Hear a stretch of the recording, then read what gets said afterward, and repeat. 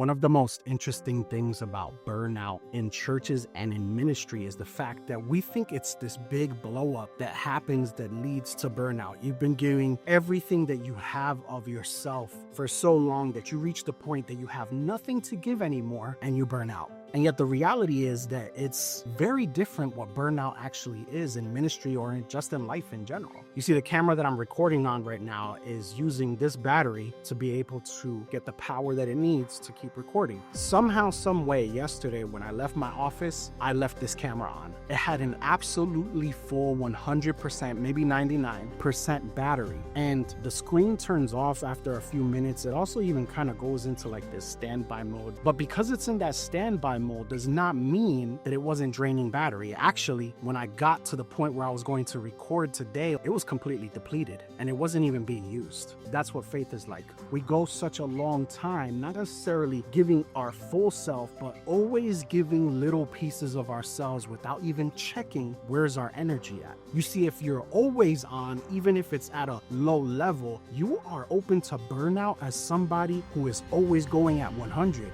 God does not require that from you. Actually, God wants you to be able to stay connected to Him at all times so that you drain power from the source that is Him and don't rely on yourself. Because if you rely on yourself, even when you're at low capacity giving, you might run out of the capacity to give at all.